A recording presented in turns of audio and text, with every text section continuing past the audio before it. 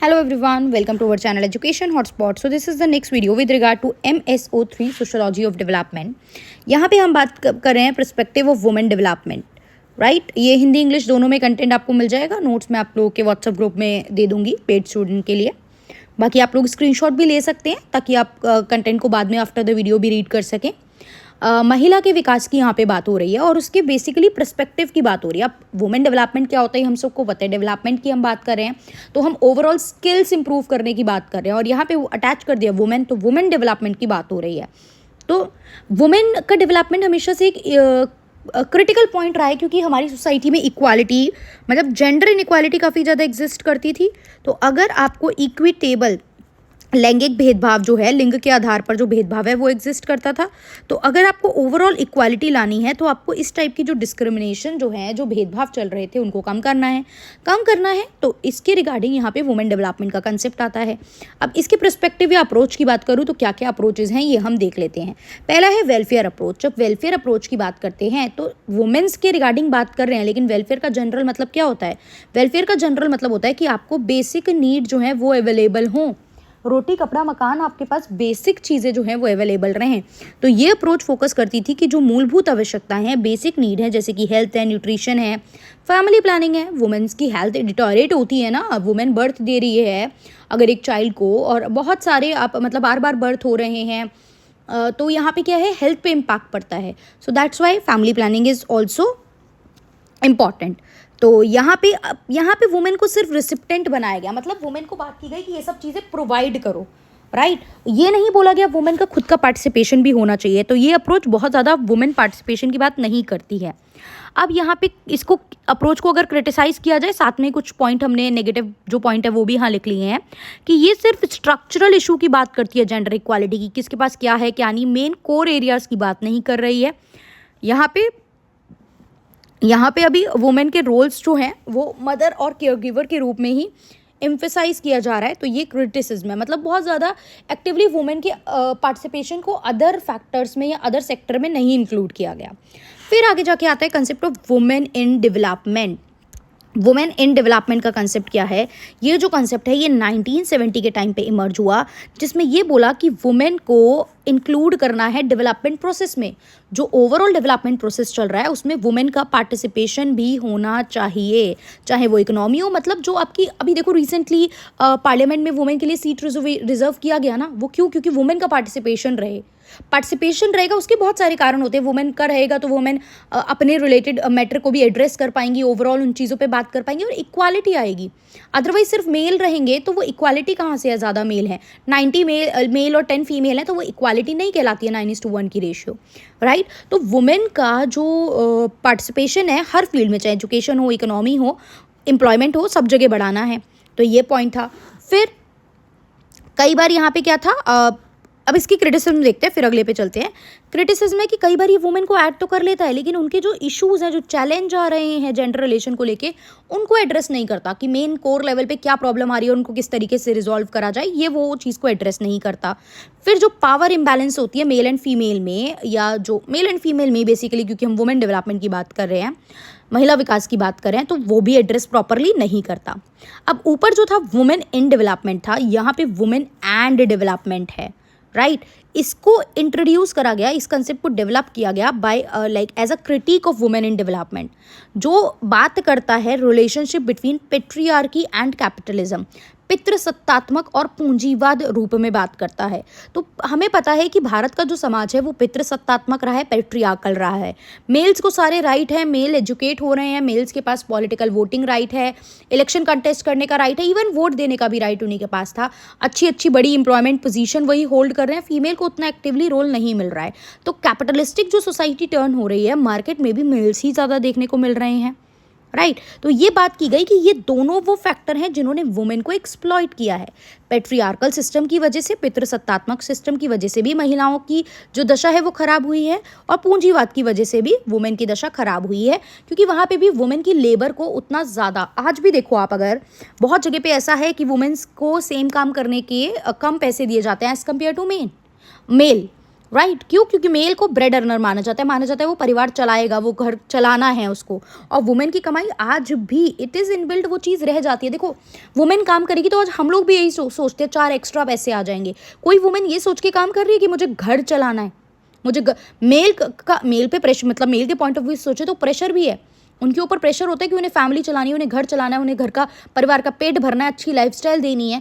Women अगर काम कर रही है तो माना जाता है वो एक्स्ट्रा अर्निंग है, उनकी कमाई को ये माना जाता है कि वो एडिशन कर रही हैं या वो घर चलाने के लिए कमा रही हैं। तो लोग भी नहीं मान रहे हैं और इसी वजह से वुमेन भी खुद नहीं मानती है इस चीज़ को कि मुझे परिवार चलाना है या मुझे घर के खर्चे उठाने हैं। वो भी अपनी इनकम को यही मान के चल रही हैं कि एक्स्ट्रा अर्निंग है। तो कुछ कुछ हद तक चीज़ें तो आज भी एग्जिस्ट हमारी सोसाइटी में इस तरीके की करती हैं। चलिए आगे बात करते हैं, जेंडर एंड डेवलपमेंट की बात करते हैं। अब यहाँ पे बात हो रही है वुमेन एंड मैन दोनों के रोल को आपको कंसीडर करना है डेवलपमेंट को लेके, राइट। ऐसा नहीं है आप वुमेन वुमेन वुमेन की बात करो, वुमेन एंड मैन दोनों को हमें इक्वल लेवल पे रहना है। जो जेंडर रिलेशन है और जो रोल फिक्सेशन एक तरीके से आपने कर रखी है, आपने जो भूमिकाएं निर्धारित कर रखी है ना कि ये मेल्स के काम है, बाहर जाके पैसा कमाना, घर पे खाना बनाना, बच्चों का ध्यान रखना, ये फीमेल्स के काम है। तो ये सब चीज़ें जो आपने फिक्स कर रखी है कि मेल खाना बना रहा है तो अरे यार ये तो बहुत बड़ी बात हो गई, क्या लड़कियों की तरह लगे हुए काम करने में। तो ये सब चीज़ें जो रोल फिक्सेशन है, हमें इनको ट्रांसफॉर्म करने पे बात करनी है, राइट। हमें ओवरऑल जेंडर के गैप को हटा के डेवलपमेंट पे बात करनी है। तो ऐसे हमें ट्रांसफॉर्म करने हैं जेंडर रिलेशन को, जिससे कि इक्वालिटी और एम्पावरमेंट दोनों चीज़ें आ सके। डन। अब पार्टिसिपेटरी अप्रोच भी फॉलो करनी है, जिससे वुमेन को भी इंक्लूड करा सको डिसीजन मेकिंग प्रोसेस में। बहुत छोटे लेवल पे फैमिली में कोई डिसीजन लिया जाना है तो वुमेन को पार्टिसिपेट कराओ उस चीज़ में। बाकी तो वोटिंग तो अब अलाउड ही है, मतलब वोटिंग ऐसा नहीं है, अब तो वोटिंग वगैरह सिस्टम सब अलाउ है, पॉलिटिकल इलेक्शन में कंटेस्ट करना, ये सब चीज़ें तो अब अलाउड हो गई हैं। तो अब इस तरीके के तो इश्यूज़ हमें देखने को नहीं मिलते हैं। एम्पावरमेंट अप्रोच, सिंपली एम्पावर करना। देखो ये कोई बहुत कॉम्प्लिकेटेड चीज़ें नहीं है, कुछ चीज़ें आपस में एक दूसरे से लिंक करेंगी। एम्पावर कैसे कर सकते हो आप किसी को, उसको एक तरीके से आपको राइट देना है, इकोनॉमिक डिपेंडेंस देनी है उसको, ताकि वो इकोनॉमिक इंटरडिपेंडेंस देनी है, सॉरी, ताकि वो किसी और पे आश्रित ना रहे अपने आर्थिक खर्चों के लिए। उसको एजुकेट अच्छे से करो, उसको उसके पॉलिटिकल राइट दो कि वो पर्टिकुलर पर्सन, उसके वोट, उसके पॉलिटिकल डिसीजन भी पॉलिटिकल लेवल पे मैटर कर रहे हैं। तो ये सब लेवल पे बात जब चीज़ करोगे तो वुमेन अपने आप एम्पावर हो जाएगी। भाई अच्छा कमा रहे हो, आपकी डिसीजन मेकिंग की वैल्यू है, तो एजुकेशन है आपके पास, तो एम्पावरमेंट अपने आप में आ जाती है। फिर वी हैव कैपेबिलिटी अप्रोच। क्षमता अप्रोच की बात की जाए तो कैपेबिलिटी अप्रोच अगर ह्यूमन डेवलपमेंट में भी हम देखें तो ये कैपेबिलिटी अप्रोच का कंसेप्ट दिया किसने है, अमर्त्य सेन एंड मार्था नॉसबॉम। तो यहाँ पे इन्होंने बोला कि वुमेन की कैपेबिलिटीज़ को बढ़ाना है। वही कैपेबिलिटीज़ बढ़ती कैसे हैं, उनको स्किल्स ज़्यादा दो, स्किल्स दो, कैसे एजुकेट करो, अवेयरनेस लाओ, इन सब चीज़ों से, मतलब उनकी हेल्थ, एजुकेशन, पॉलिटिकल पार्टिसिपेशन, ये सब अच्छा होगा तो वो ज़्यादा कैपेबल होंगी। तो ये चीज़ पे आपको फोकस करना है, राइट। इसके बाद अगर हम फर्दर देखें, so we have intersectionality approach. ये क्या कहता है, इंटरसेक्शन, जैसे कि ये इंटरसेक्ट कर रहे हैं आपस में, तो यहाँ पे ये इक्वल हैं, दो चीज़ जहाँ पे भी इक्वल हो रही हैं, एक दूसरे को टच कर रहे हैं, वो इंटरसेक्टिंग पॉइंट कहलाता है। तो यहाँ पे हमें देखना है कि आपस में बहुत सारी चीज़ें एक दूसरे से रिलेटेड होती है, इंटरलिंक्ड होती हैं, जैसे कि क्लास, एथनिसिटी, सेक्सुअलिटी, रेस, ये सब कहीं ना कहीं लिंक है। तो वुमेन का एक्सपीरियंस इन चीज़ों के रिगार्डिंग कैसा रहा है, और कुछ चीज़ें जो ओवरलैप कर रही हैं उनको हम किस तरीके से दूर कर सकते हैं, उनके रिगार्डिंग पॉलिसी कैसे बना सकते हैं। जैसे कि फॉर एग्जाम्पल वुमेन के पास उतनी ज़्यादा एजुकेशन नहीं दे रही हो, एजुकेशन अवेयरनेस नहीं मिल रही है, इसलिए उनको जॉब नहीं मिल रही है, और जॉब नहीं मिल रही है तो वो इकोनॉमिकली ऊपर नहीं जा रही है। तो इसका मतलब उनकी क्लास जो है इस वजह से बहुत ज़्यादा ऊपर अपर क्लास नहीं पहुंच पा रही है, क्योंकि क्लास जो होता है वो इनकम के बेस पे होता है, क्लास जो होता है वो इनकम फैक्टर को देखता है, तो यहाँ पे इनकम ज़्यादा नहीं जा पा रही है, तो ये चीज़ है। फिर हमारे पास आता है sustainable development perspective. Sustainable development बात करता है इस तरीके की डेवलपमेंट जो फ्यूचर जनरेशन का भी ध्यान रखे की जाए, राइट। सस्टेनेबल डेवलपमेंट में भी हमें जेंडर इक्वालिटी की बात करनी है इस तरीके से कि वो सस्टेनेबल रहे। आप सस्टेनेबल डेवलपमेंट जो गोल देखोगे, सस्टेनेबल डेवलपमेंट अगर गोल देखेंगे तो सस्टेनेबल डेवलपमेंट गोल में भी जेंडर इक्वालिटी की बात की गई है। जो यूनाइटेड नेशन के through 17 sustainable development goal set किए गए हैं 2015 में, और हमें 2030 तक इसे अचीव करना है। सस्टेनेबल डेवलपमेंट गोल, ये टोटल 17 गोल सेट किए गए हैं। नो पॉवर्टी, ज़ीरो हंगर, इस तरीके से बहुत सारे गोल हैं, जिसमें जेंडर इक्वालिटी भी एक गोल है। तो इसमें आपको 2015 में ही सेट किए गए थे और ओवरऑल सारी कंट्रीज़ को इसे 2030 तक अचीव करना है।